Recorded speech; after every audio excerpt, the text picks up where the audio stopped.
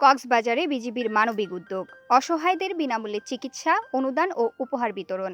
বিস্তারিত থাকছে কক্সবাজার থেকে কামাল উদ্দিন জয়ের প্রতিবেদনে। কক্সবাজারের সীমান্ত এলাকায় বসবাসরত অসহায়, গরিব ও দুস্থ মানুষের পাশে দাঁড়িয়েছে border guard Bangladesh.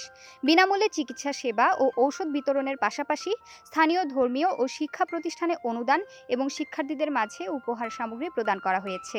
Cox's Bazar battalion ৩৪ BGB এর উদ্যোগে বৃহস্পতিবার ১৬ এপ্রিল সকাল ১০টা থেকে দুপুর ২টা পর্যন্ত ২২ ফাঁড়ি সরকারি প্রাথমিক বিদ্যালয়ে এই কার্যক্রম পরিচালিত হয়।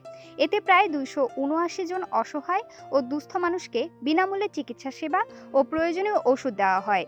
এ সময় দরিদ্র পরিবারগুলোকে স্বাবলম্বী করতে সেলাই মেশিন বিতরণ করা হয়। পাশাপাশি স্থানীয় মসজিদ, মাদ্রাসা ও শিক্ষা প্রতিষ্ঠানে আর্থিক অনুদান প্রদান করা হয় এবং শিক্ষার্থীদের মাঝে বিভিন্ন ধরনের উপহার সামগ্রী বিতরণ করা হয়।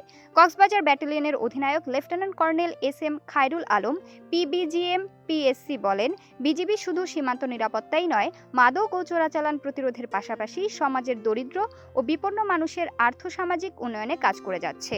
ভবিষ্যতেও এ ধরনের মানবিক কার্যক্রম অব্যাহত থাকবে। তিনি আরও জানান, বিজিবির মহাপরিচালকের ভিশন অনুযায়ী সীমান্ত এলাকায় আস্থা ও নিরাপত্তার প্রতীক হিসেবে কাজ করে যাচ্ছে বাহিনীটি।